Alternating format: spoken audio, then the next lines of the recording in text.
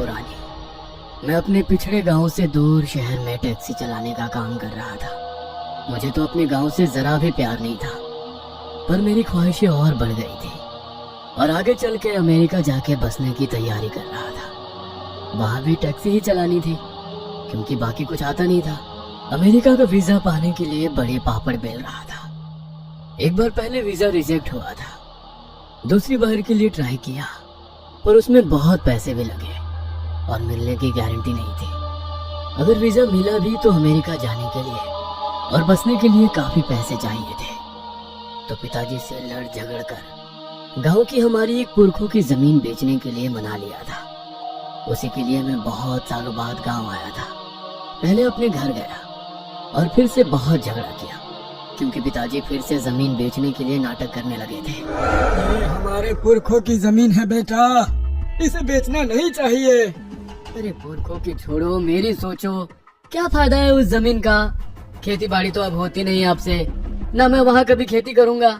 मुझे तो अमेरिका जाना है, पैसे चाहिए, जमीन बेचनी ही पड़ेगी। पर वहाँ हमारा पुराना मकान है, पानी के कुएं हैं। क्या पिताजी, उस खंडहर को आप घर बोलते हो? इतना छोटा टूटा फूटा सा घर, उसकी मरम्मत भी नहीं कराई आपने। उस खंडहर के लिए आप जमीन नहीं बेचोगे? मैंने सोचा तुम पैसे कमाने लगोगे तो उस खंडहर की मरम्मत करा के अच्छा घर बनाओगे। सठिया गए हो क्या?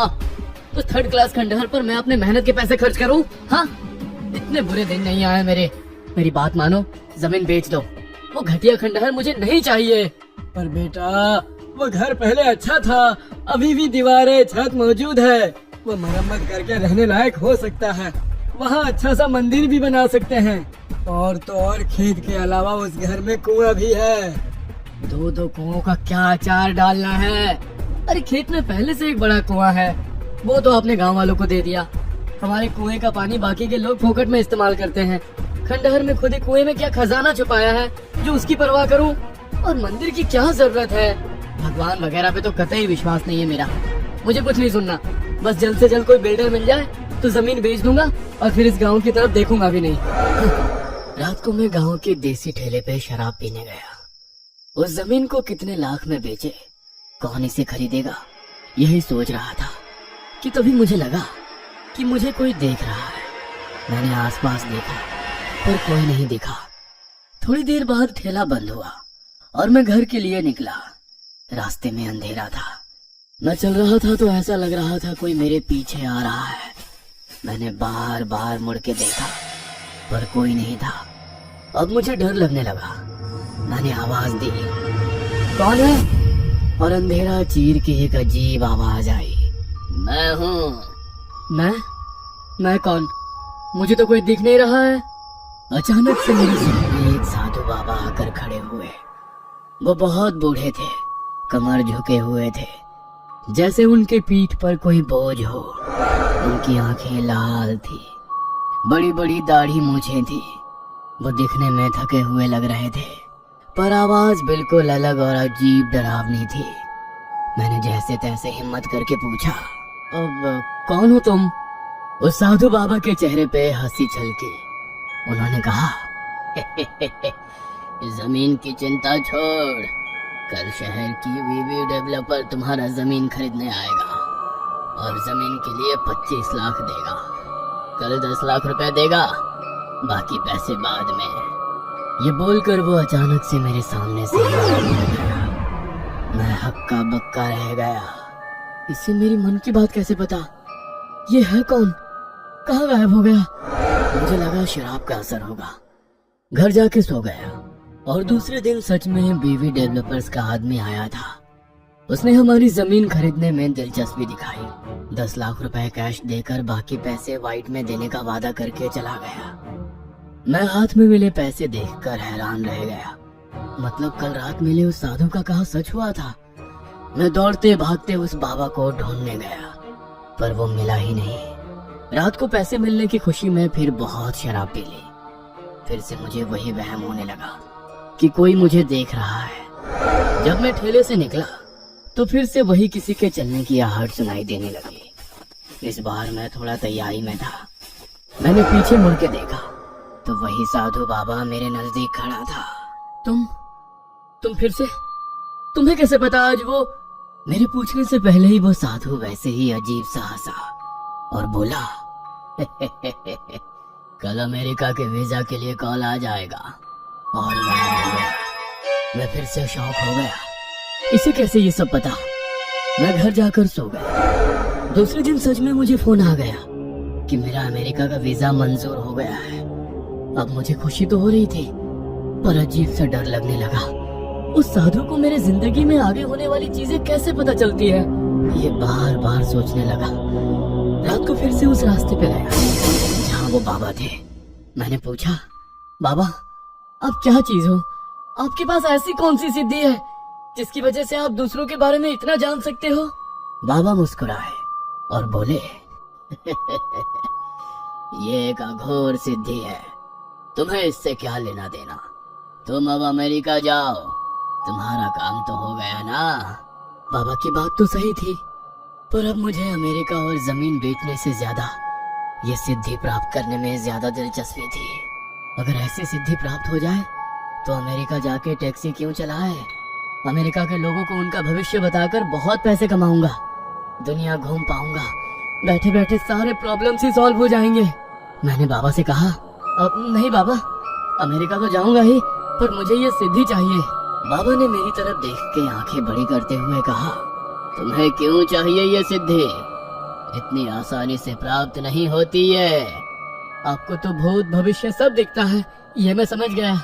मेरी जिंदगी में और भी तो कठिनाइयां हैं, हर बार आपके पास थोड़ी ना आता रहूंगा। ये सिद्धि मिलने के बाद कठिनाइयां कम नहीं होती, बढ़ भी सकती है, सोच लो। बाबा के सवाल पर बिना सोचे ही मैंने बोल दिया, कोई दिक्कत नहीं, वो मैं देख लूंगा, मुझे बस ये सिद्धि चाहिए। बाबा फिर से डराने लगे और बोले, यह बहुत शक्तिशाली सिद्धि है, ये अगर ठीक से प्राप्त ना कर पाए तो तुम अपना सब कुछ खो दोगे। अब मैं भी देश में आ गया।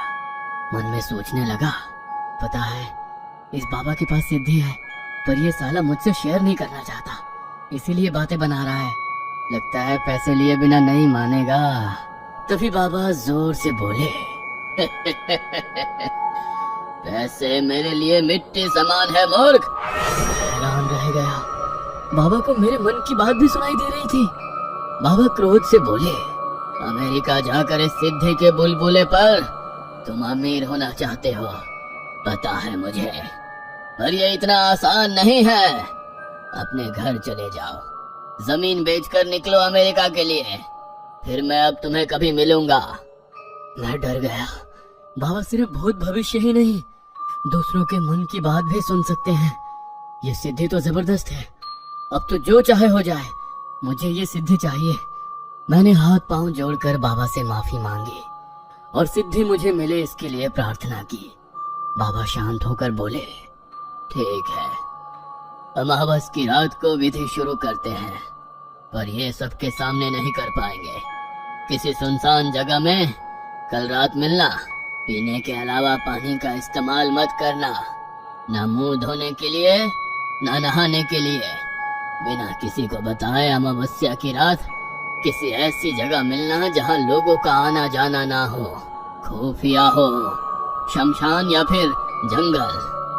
जंगल का रास्ता भी अब लोगों के आने जाने से इतना खुफिया तो रहा नहीं था।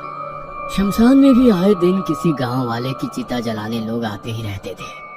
फिर ऐसी कौन सी जगह हो सकती है जहां खुफिया तरीके से साधना कर सके और सिद्धि मिल सके?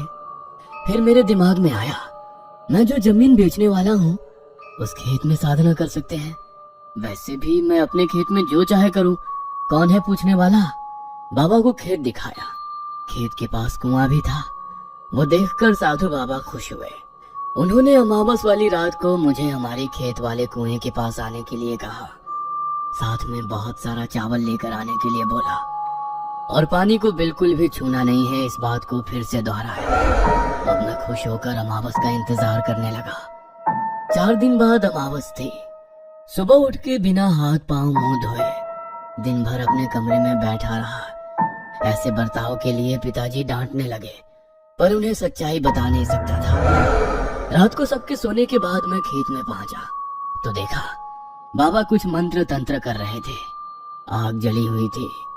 बहुत सा सामान रखा हुआ था जिसमें इंसान की खोपड़ियां थी, राख थी, एक नवजात बालक की लाश थी, कुछ अजीबोगरीब पत्थर थे, फिर किसी जानवर का मांस, कुमकुम और ना जाने क्या कुछ था। उन्होंने एक आधी टूटी खोपड़ी में खून भर दिया।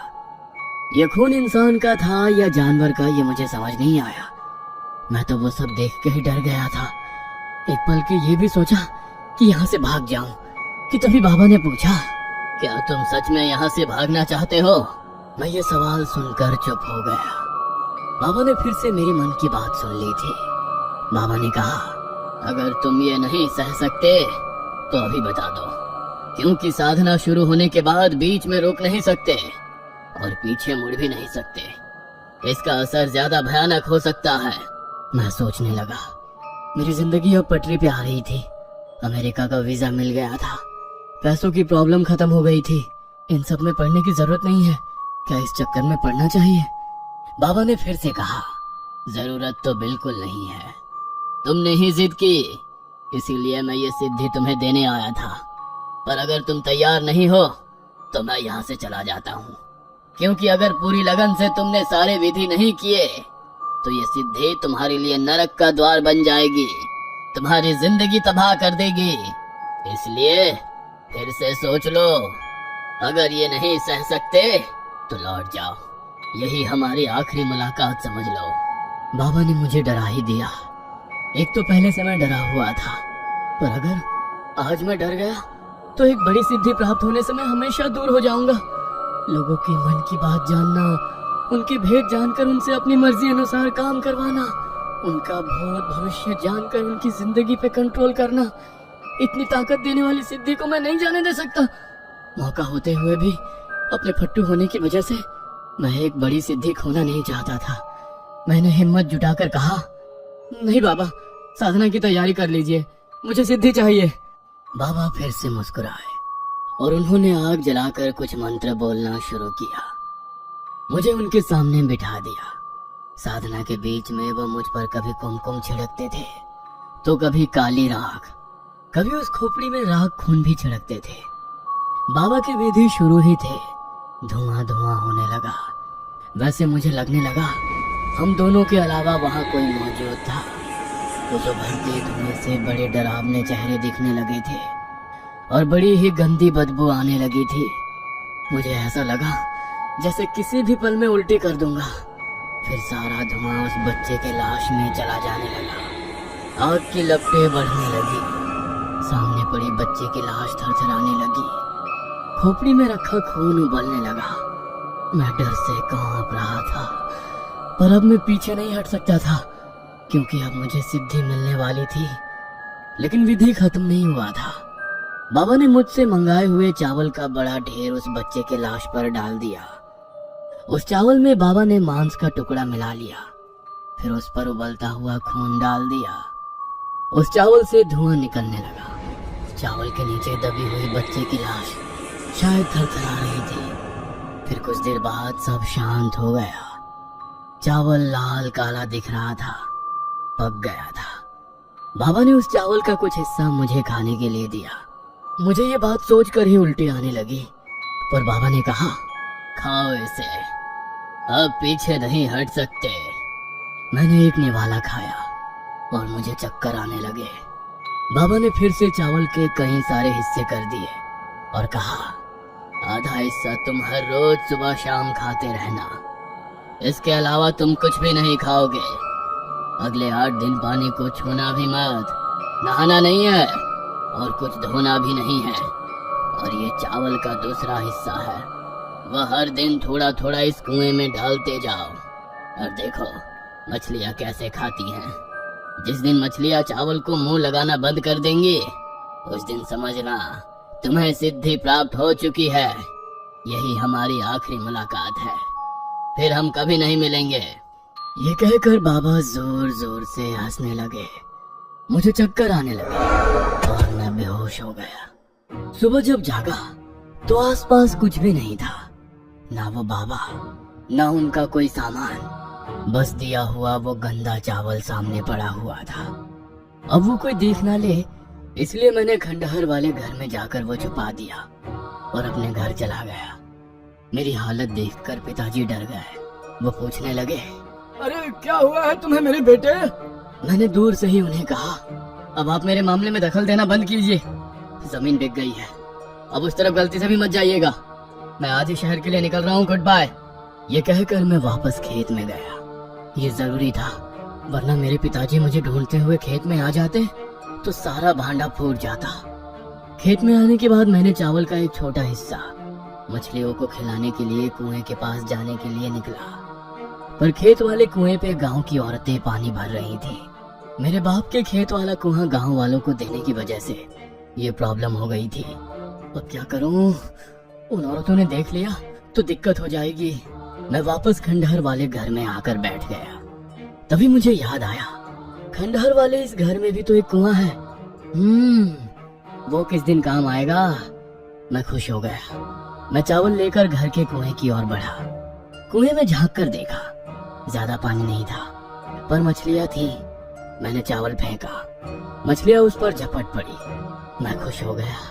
फिर अगले कुछ दिन उस घटिया से घर में ही छुप के रहने लगा। दिन गुजरते गए। इतने दिनों में ना मैंने पानी पिया, ना नहाया, ना मुंह धोया। एक ही समस्या थी, मुझे हर रोज गंदा, बदबूदार, लाश पर पकाया हुआ खून भरा चावल खाना पड़ रहा था। 8-10 दिनों बाद चावल खत्म होने को आए, तब मुझे महसूस हुआ चावल के नीचे कोई लाश ही नहीं थी। जहाँ तक मुझे याद था, बाबा ने बच्चे की लाश पर ही चावल रखकर पकाए थे। फिर वो लाश कहाँ गई? पता नहीं, कोई चमत्कार ही होगा। खून से सना खाना खाने के दिन खत्म हो गए थे। अब मैं सर्वशक्तिमान बनने के कगार पे था। फिर आया 13वां दिन। उस दिन सुबह उठते ही मुझे बहुत भारी भारी महसूस होने लगा। ऐसा लगा जैसे मेरी पीठ या कंधे पर कोई बड़ा सा बोझ है। मैंने चावल का अंतिम हिस्सा उठाया और खंडहर के कुएं की तरफ गया। मैंने चावल कुएं में डाला और देखा तो हैरान हो गया। मछलियां चावल पर झपट नहीं पड़ी, बल्कि चावल से दूर भागने लगी। अचानक हवाएं बदलने लगी। मुझे लगा तूफान आ रहा है। मैं यहाँ वहां देखने लगा। मेरे बदन में गर्माहट महसूस होने लगी। कान नाक से खून बहने लगा। मैं डर गया। मुझे समझ नहीं आ रहा था कि मेरे साथ कुछ अलग हुआ है। मैं खंडहर वाले घर से बाहर भागने लगा तो अचानक मेरे पांव रुक गए। ऐसा लगा कोई मुझे खींच रहा है। खींचते खींचते फिर से उस खंडहर में लाकर मुझे पटक दिया गया। यह किसने किया? मुझे तो कोई दिख नहीं रहा था। मैंने दोबारा कोशिश की। फिर से मुझे किसी ने घर की तरफ खींचा। मैं परेशान हो गया। अब मुझे सिद्धि प्राप्त हो चुकी है, फिर भी मैं इस घटिया घर में क्यों पड़ा हुआ हूँ? मुझे समझ नहीं आ रहा था। मैंने खिड़की में से खेत में खड़े एक आदमी को देखा और उसको अपनी तरफ बुलाया। उस आदमी को मैंने कभी देखा नहीं था, न उसे जानता था। उस आदमी के जरिए मैं पिताजी तक मेरी खबर देने की सोच रहा था, पर जैसे ही वो नजदीक आया, मेरे मुंह से अजीब बात निकली। मेरी आवाज मेरी नहीं थी। अजीब आवाज में मैंने कहा, बिरजू, यादव की बेटी के साथ तुम आज नहीं भाग पाओगे। आज तुम्हें गांव वाले मार डालेंगे। वो आदमी डर गया और डर के मारे भाग गया। मैं हैरान हो गया, ये मेरे साथ क्या हो रहा था? मैंने उस आदमी का भूत, भविष्य और मन की बात जान ली, पर ये वैसे नहीं हो रहा था जैसे मैंने सोचा था। मैंने आवाज लगाकर रास्ते से आने जाने वालों को बुलाने की कोशिश की। कुछ लोग आते थे, पर पता नहीं मुझे देखकर डर कर भाग जाते थे। 2 दिन ऐसे ही गुजरे। अब मेरे लिए इस खंडहर में एक एक पल बिताना मुश्किल हो गया था। आखिर एक दिन एक आदमी ने मुझे पहचान लिया और वो मेरे पिताजी को लेकर आ गया। पिताजी मेरी हालत देखकर रोने लगे। वो दरवाजे के अंदर आने की कोशिश कर रहे थे, दूर जाकर गिर पड़े। जैसे कोई शक्ति उन्हें घर के अंदर नहीं आने दे रही थी। वो वहीं बैठे रोने लगे और बोलने लगे, बेटा, अरे बेटा, ये क्या हो गया तुम्हें? तुम तो शहर जाने वाले थे, अमेरिका जाने वाले थे। पिताजी को ऐसा रोता देख मुझे भी रोना आ गया। मैं बहुत शर्मिंदा था। मैं पिताजी से कहना चाहता था कि मुझे माफ कीजिए, मैंने बहुत बड़ी गलती कर दी। पर मुंह खोलते ही मेरे मुंह से अजीब आवाज निकली और कहने लगी, रामदीन, अगले कुछ घंटों में तुम्हारी मौत होने वाली है। पर तुम्हें अग्नि देने वाला तुम्हारा बेटा नहीं आ पाएगा। ये बात सुनकर पिताजी कांप उठे। मैं खुद भी यकीन नहीं कर पा रहा था कि मैं क्या सुन रहा हूँ। पिताजी दौड़ते भागते गए और थोड़ी देर बाद गांव के कुछ लोग और एक मांत्रिक को लेकर आए। उस मांत्रिक ने जैसे ही दरवाजे के अंदर पांव रखने की कोशिश की, वो किसी अजनबी शक्ति द्वारा पीछे फेंक दिया गया। सब ये देख हैरान हो गए। मांत्रिक समझ गया कुछ बड़ी अघोरी शक्ति यहाँ आ चुकी है। वो आंखें बंद करके बैठा। उसे शायद सब कुछ समझ आ गया था। उसने आंखें खोली और जो कहा वो सुनकर सब दंग रह गए। बाबू, तुम्हारे साथ भयंकर वाला खेला हो गया है बाबू। तुम एक पिशाच के अधीन हो चुके हो। क्या? मैं तो सिद्धि प्राप्त कर रहा था। मैं जैसे तैसे बोला। हाँ, सिद्धि प्राप्त हो गई है तुम्हें, पर ये पिशाच सिद्धि है। तुम इस सिद्धि के काबिल ना होते हुए भी तुमने सिद्धि प्राप्त कर ली। अब उस बच्चे का पिशाच तुम पर हावी हो गया है। अब वही तुमसे सब करवा रहा है। ये सुन मैं डर गया। बच्चे का पिशाच? कौन सा बच्चा? कैसा बच्चा? फिर मुझे वो रात याद आई जब बाबा उस नवजात छोटे बच्चे की लाश विधि में इस्तेमाल कर रहे थे। उसी पर चावल डाला था और जब चावल खाकर मैंने पूरा किया था तो नीचे किसी बच्चे की लाश नहीं थी। वो कोई चमत्कार नहीं था। मतलब वो बच्चा नहीं, ये नहीं हो सकता। उस बाबा के कंधे पर भी बच्चे का पिशाच बैठा था, पर बाबा बूढ़ा हो चुका था। उसकी मौत नजदीक आई थी, इसलिए उस पिशाच को एक नए शरीर की जरूरत थी। उसने तुम्हें फंसाया है बाबू। तुम्हारी लालच, हवस उसने भांप ली थी, पर वो बाबा खुद से तुम्हें सिद्धि नहीं दे सकता था, क्योंकि तुम कोई सिद्ध पुरुष नहीं हो। तुम एक साधारण आदमी हो। कोई सिद्ध पुरुष ऐसे गंदे पिशाच अपने पास नहीं भटकने देते। पिशाच वाली इस सिद्धि के कुछ नियम होते हैं। अगर सिद्धि प्राप्त करने वाला आदमी सिद्ध पुरुष ना हो तो वो सिद्धि प्राप्त करने के बाद पिशाच पर काबू नहीं रख सकता। अगर वो आदमी किसी भगवान को नहीं मानता तो पिशाच उस पर हमेशा के लिए हावी हो जाता है।